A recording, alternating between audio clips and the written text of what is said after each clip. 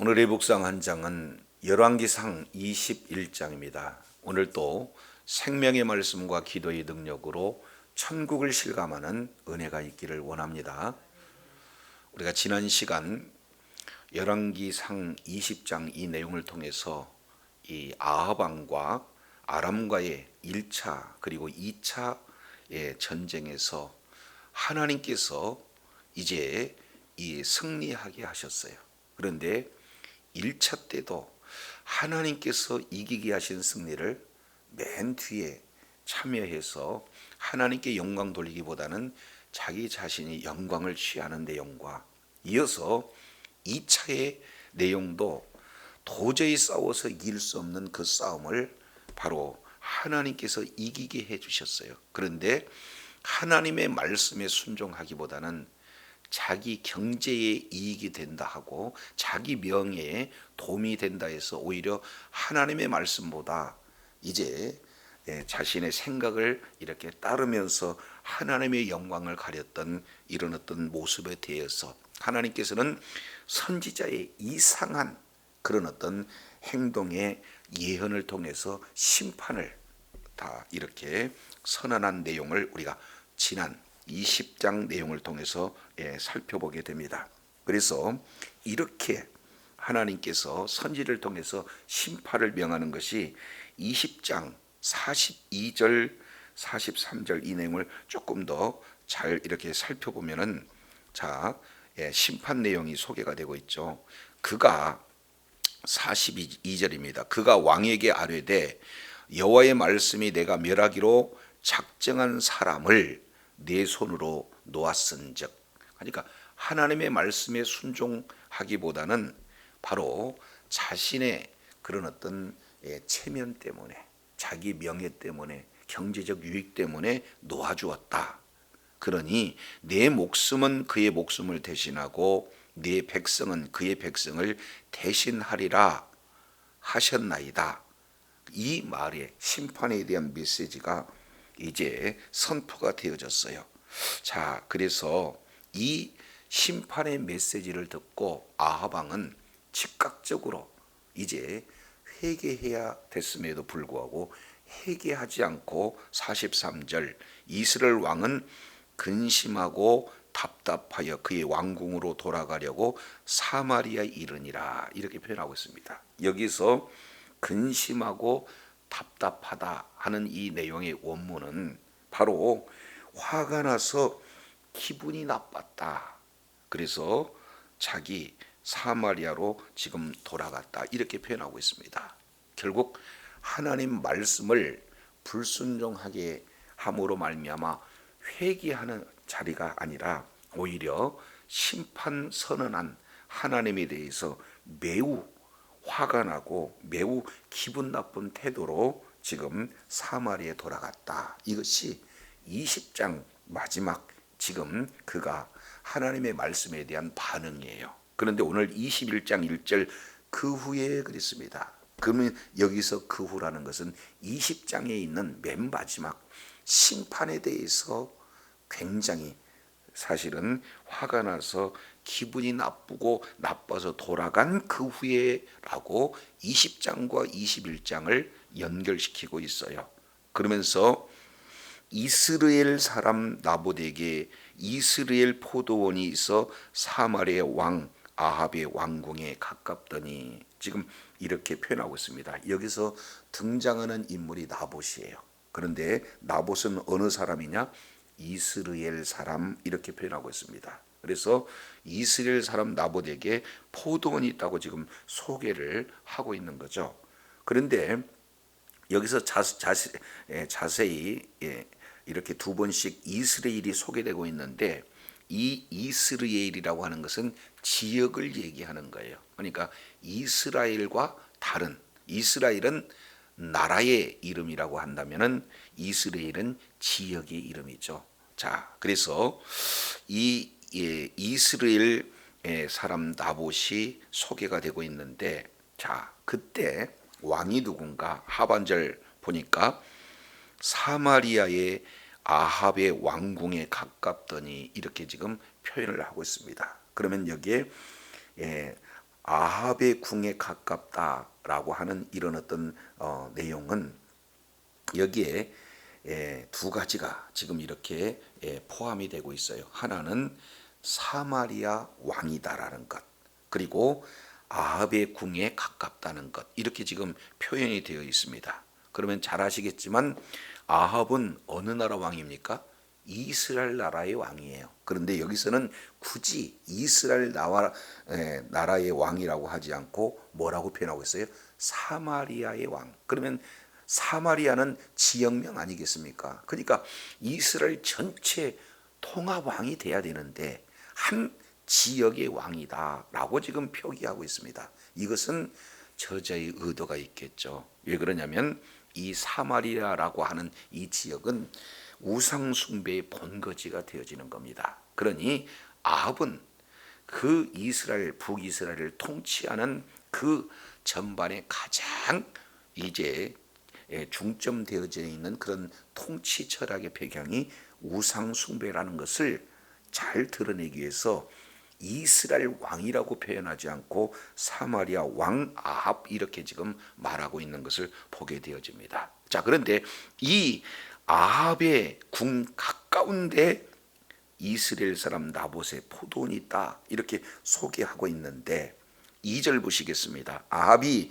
나봇에게 말하여 이르되 내 포도원이 내 왕궁 곁에 가까이 있으니 내게 주어 채소밭을 삼게 하라. 그 대신 그보다 더 아름다운 포도문을 너에게 줄 것이고 만일 내가 좋게 여기면 그 값을 돈으로 내게 주리라. 아주 파격적인 지금 제안을 하고 있는 거예요. 포도원을 나에게 달라. 그런데 포도원을 주게 되면은 어떤 용도로 사용하는 거예요? 채소밭으로 삼게 하겠다. 지금 이렇게 말하고 있습니다. 그래서 땅의 이제 거래를 조건을 두 가지로 이렇게 표현을 해요.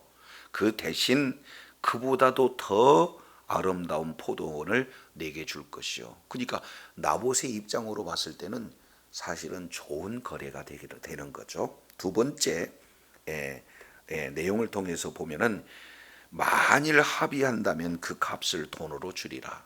그러니까 돈으로 줄 수도 있고 아니면 더 좋은 땅으로 줄 수도 있다. 그러면은 이만한 거래 조건을 왕이 직접 이제 사실은 그의 백성에게 이런 제안을 했다. 얼마든지 뺏을 수 있는 권력도 가지고 있는 자가 와서 후하게 값을 쳐주든지 더 좋은 땅을 준다. 이보다 더 좋은 그런 거래 조건이 어디가 있겠어요. 근데 이것을 단칼에 지금 거절하게 됩니다. 3절 내용을 통해서 보면 나봇이 아합에게 말하되 내 조상의 유산을 왕에게 주기를 여호와께서 금하실지로다 하니. 그러니까 이제 세상적인 생각으로는 참 좋은 거래 조건이다 이렇게 표현할 수가 있는데 오늘 거절한 이유를 3절에 뭐라고 표현하고 있느냐. 이제 조상들 대대로 이 땅이 자기에게 주어졌다는 거예요. 유산으로. 그런데 사고 파는 이 문제는 하나님께 달렸다. 하나님께서 이 일을 금지하고 있다. 지금 이렇게 표현을 하고 있습니다. 자, 이 내용을 통해서 보면은 이스라엘의 문화를 배경으로 오늘 본문을 봐야 하나님의 의도를 좀 더 잘 이렇게 이해할 수 있다. 이렇게 볼 수가 있어요. 우리 잠깐 레위기 25장을 살펴보도록 하겠습니다. 25장 23절 내용을 보니까 토지를 영영이 팔지 말 것은, 그 얘기는 일시적으로는 토지를 팔 수는 있다는 거예요. 그러나 영원히 땅을 팔아서는 안 된다. 그 이유를 토지, 다른 말로 땅은 다 누구 것이라는 거예요? 하나님의 것이다. 지금 이렇게 표현을 하고 있습니다. 왜냐하면 너희는 그저 하나의 나그네고 그저 우거하는 그런 자로서 나와 함께 있을 뿐이다. 그러니까 토지의 주인은 누가 되느냐? 하나님의 것이다 라는 사실을 분명히 말하고 있어요. 그런데 만일 일시적으로 땅을 팔게 되어지면 그 조치로 24절 너희 기업의 온 땅에서 그 토지 무르기를 허락한다. 팔았으면은 토지 무르기를 지금 하는 그런 규례를 말씀을 하고 있어요. 그래서 왜 땅을 팔았느냐? 25절 만일 너희 형제가 가난하여 그 기업의 얼마를 팔았으면 이렇게 얘기하는 거예요. 그러면은 그 가까운 친척이 와서 그 동족이 판 것을 물을 것이고, 그리고 만일 그것을 물을 사람이 없고 자기가 부요하게 되어 물을 힘이 있으면 그 판 해를 계수해서 그 남은 값을 산자에게 주고 그 기업으로 돌아갈 것. 그러나 자기가 물을 힘이 없으면 그 판 것이 희년까지 이제 그 산자의 손에 있다가 희년이 미쳐 돌아올 것이니 그가 곧 그 기업으로 돌아갈 것이니라, 이렇게 표현을 하고 있습니다. 그러니까 결국 팔게 되어지면 가까운 친척이 되사주든지 아니면 여건이 돼서 자기에게 다시 살 수 있는 이렇게 돈이 있으면 다시 살 수 있는 그런 제도를 지금 말하고 있는 것을 보게 되어집니다.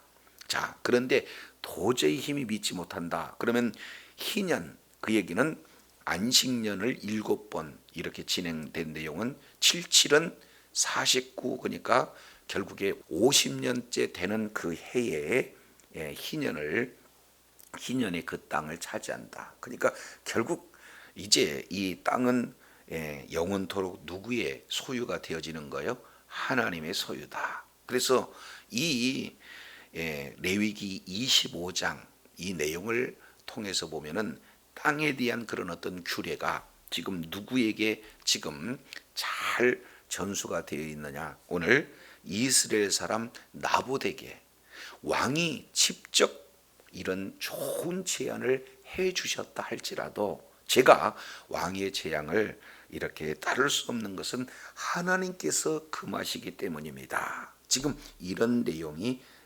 오늘 본문 21장 1절로 3절 내용을 통해서 자세히 이렇게 소개되고 있는 것을 보게 됩니다. 자, 그런데 이 정도 내용을 통해서 보면은 이제 여호수아 14장 그리고 여호수아 18장 여러 군데 내용을 통해서 보면은 가나안 땅을, 약속의 땅 가나안 땅을 우리 하나님께서 들어가게 하셔요. 그리고 정복한 이후에 여호수아는 그 땅을 분배하는데 분배 방법이 어떻게 되는 겁니까? 내가 싸워서 이긴 땅을 내가 차지하는 겁니까? 아니면 제비뽑기 방법으로 땅이 분배가 이루어져요? 제비뽑기요. 그 얘기는 이제 하나님께서 그 땅 각자에게 기업을 주신 거로 가나안 땅은 곧 누구의 소유냐? 하나님의 소유다라는 것을 이렇게 성경은 말씀하고 있다 그 말이죠. 그러니 나봇이라고 하는 이런 자는 어떻게든지 하나님의 말씀대로 살고자 지금 이런 좋은 제안임에도 불구하고 거절하고 있다라는 사실을 보게 됩니다. 그런데 아합은 이것을 끝내 받아주지 못해요. 자, 21장 4절 내용을 보니까 이스라엘 사람 나봇이 아합에게 대하여 대답하여 이르기를 내 조상 유산을 왕께 줄 수 없다 하므로 아합이 근심하고 답답하여, 여기 또 뭐가 나와요? 근심하고 답답하다는 그 내용은 똑같아요. 화가 나서 매우 기분 나쁘다. 그래서 궁으로 돌아와 가지고 침상에 누워서 얼굴을 돌이키고 식사를 하지 않았어요. 마치 자기 마음이 안 되니까 토라져서 밥 먹는 것을 거절하는 아이가 떼쓰는 모습과 똑같이 지금 아합 왕이 이 모습을 지금 하고 있는 거예요. 왜 그렇습니까? 아합도 나봇의 그런 하나님께서 금한다는 사실을 알아요.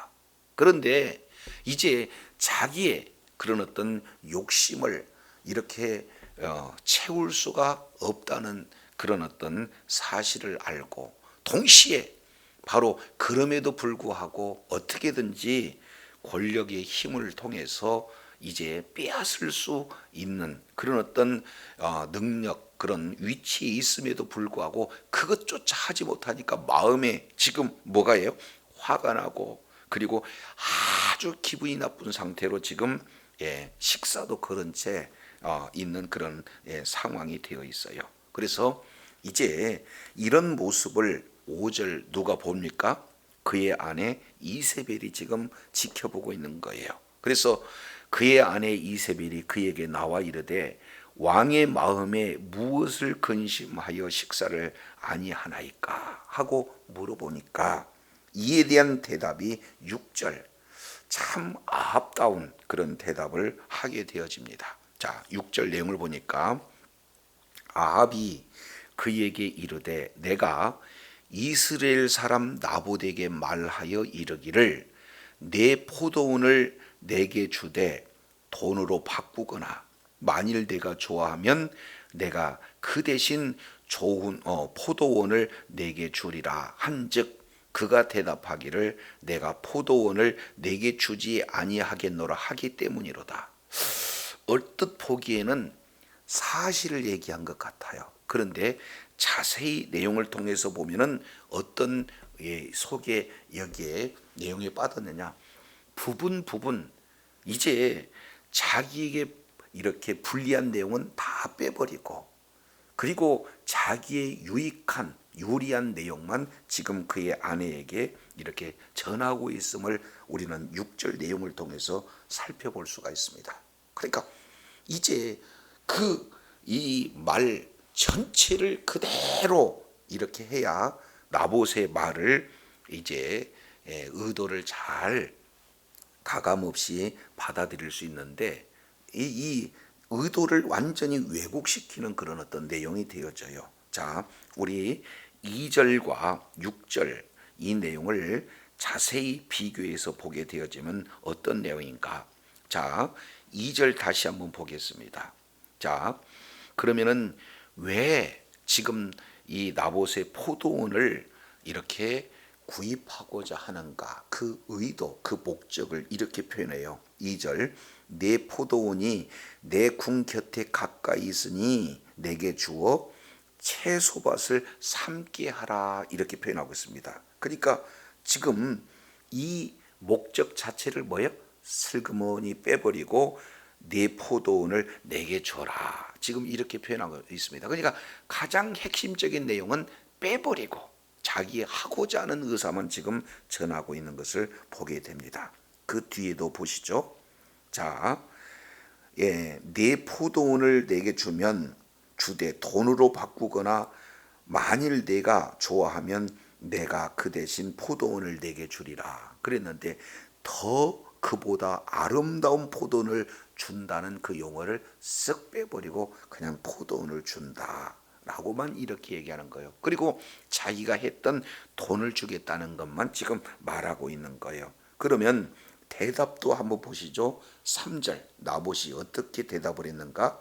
나봇이 아합에게 대답하여 말하되 내 조상의 유산을 왕에게 주기를 여호와께서 금할지로다. 그런데 대답은 내가 포도원을 내게 주지 않겠다. 전혀 왜곡된 표현으로 지금 진행을 하고 있습니다.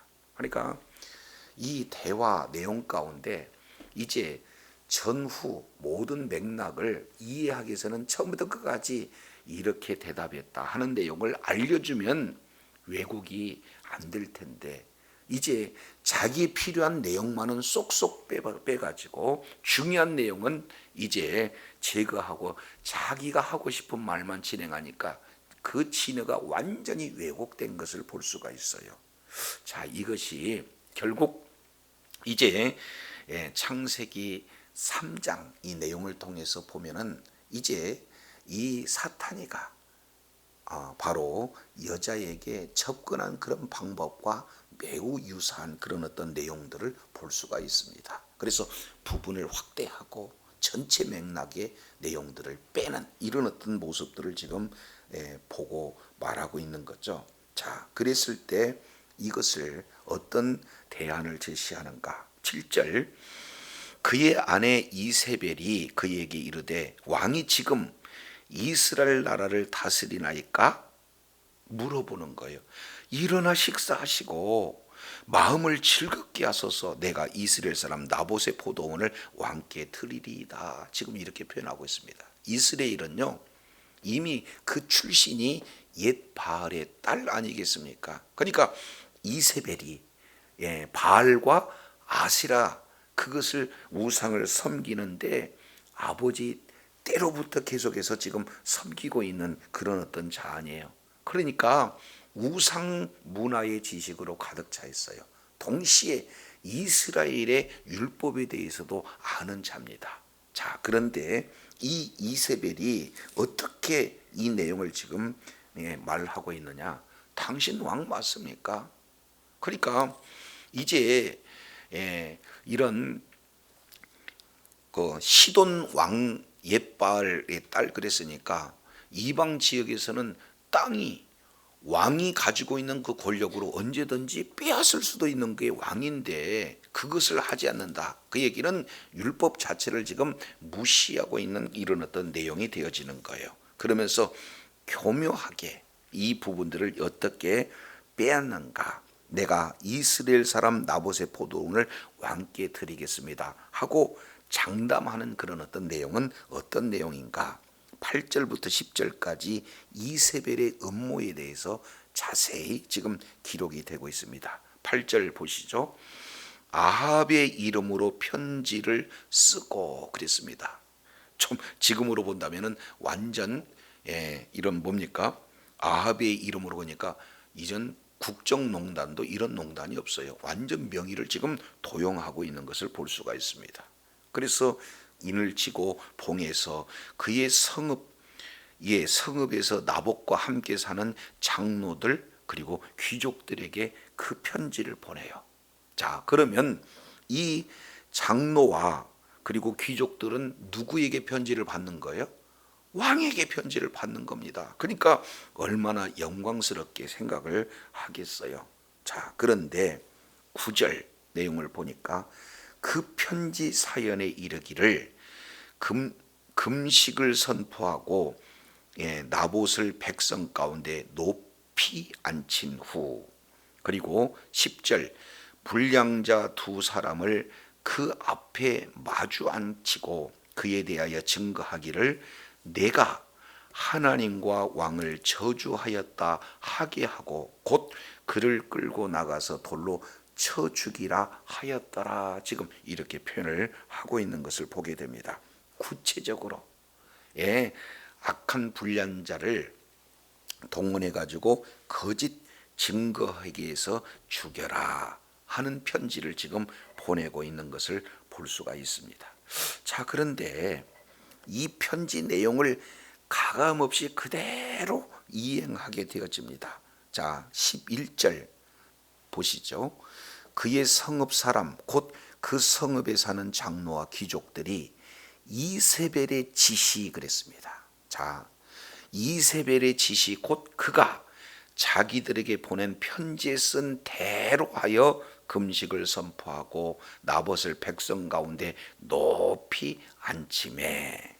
그래서 붓대의 불량자 두 사람이 들어와 그 앞에 앉고 백성 앞에 나봇에 대하여 증언하여 이르기를 나봇이 하나님과 왕을 저주하였다 하며 무리가 그를 성읍 밖으로 끌고 나가서 돌로 쳐 죽이고 이세벨에게 통보하기를 나봇이 돌에 맞아 죽었나이다 하니 그랬습니다. 그러면은 이 나봇은 무슨 죄가 있어서 죽은 거예요?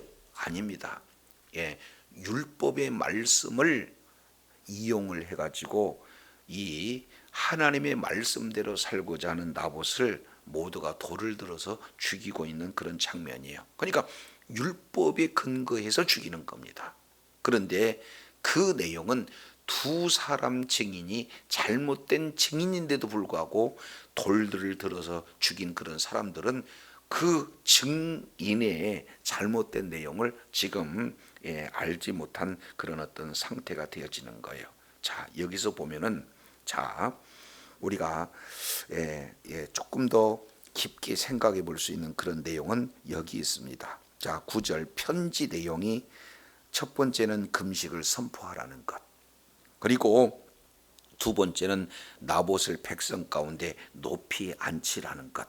그리고 세 번째, 이제 불량배 두 사람으로 하여금 거짓 증개하라는 것. 이 내용이에요. 그런데 그것을 그대로 11절 하반절에 편지 쓴 그대로 그들은 했어요.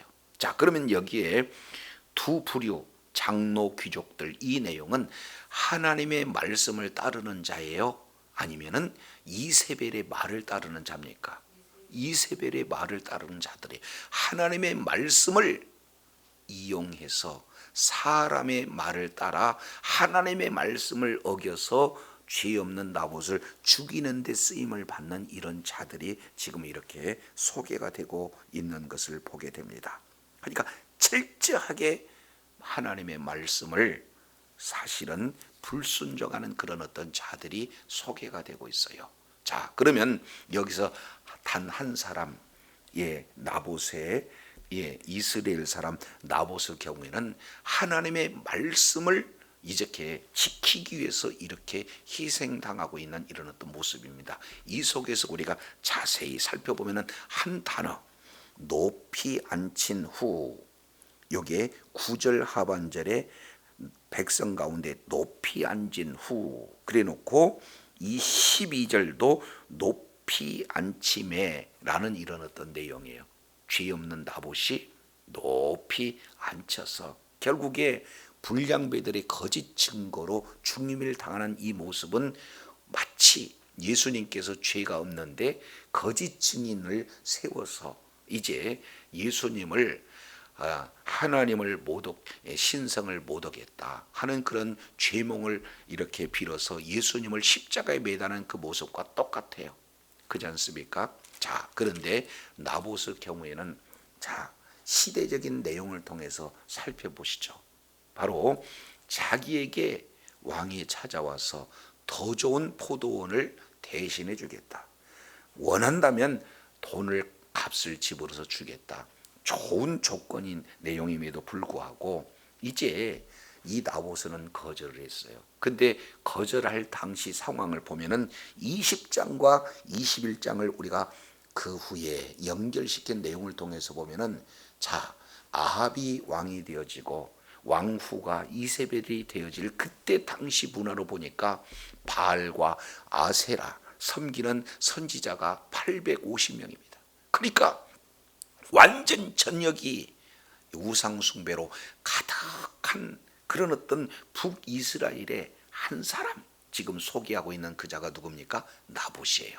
그런 우상 문화로 만연되어 있는 그곳에 어떻게든지 말씀대로 살고자 사실은 왕이 이렇게 요청한 것에 대해서 거절한다는 것은 어떤 것을 의미하고 있습니까? 목숨을 담보로 한 거절을 이렇게 말하고 있어요. 이유는 뭐예요? 하나님의 말씀을 이렇게 순종하고자 그 말씀에 목숨 거는 이 나봇, 반대로 하나님의 말씀을 이용해서 죽이고자 하는 장로와 귀족, 그리고 그것을 교묘하게 악용하는 이세벨, 그리고 사실은 하나님의 법을 알면서도 이러지도 못하고 저러지도 못하고 끙끙 앓면서 오히려 그것을 묵인했던 아왕, 이런 큰 대조를 통해서 예수님께서 죄가 없으면서 십자가에 달려주신 그 모습을 자, 그림자적 예표적인 그런 내용으로 나봇의 죽음의 내용을 살펴보게 됩니다. 이제 오늘날도 마찬가지예요.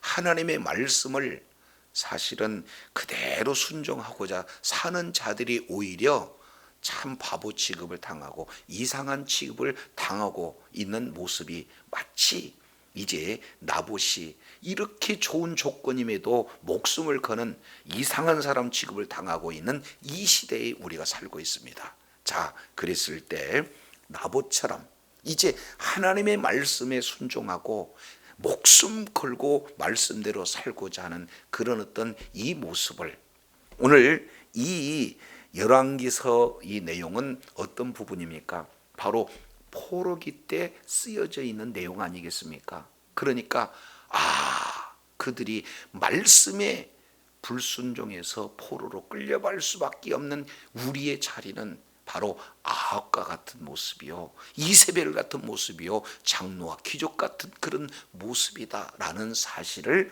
이렇게 보고 자신의 모습을 발견할 수 있는 그런 내용이 오늘 포도원의 그런 어떤 말씀에 순종하는 나봇의 모습을 이렇게 대조해서 보고 있는 내용입니다. 그래서 저도 여러분도 오늘 삶의 모든 여정 속에서 모든 사람들이, 그리고 권력을 가지고 있는 사람들이 어떻게든지 말씀을 이용해서 자기 치부를 이렇게 취하고자 하는 그런 어떤 상황 속에서 하나님의 말씀을 사실은 말씀대로 순종하는 것이 바보 취급당하는 이 시대에 우리가 어떻게 살아야 될 것인가 하는 그 바른 길을 나봇의 신앙을 통해서 보게 됩니다. 늘 이제 하나님께 인정받고 정말로 말씀대로 순종하고자 몸부림치는 그 한 사람 한 사람을 우리 주님은 다시 오실 때 기억하시고 이렇게 반드시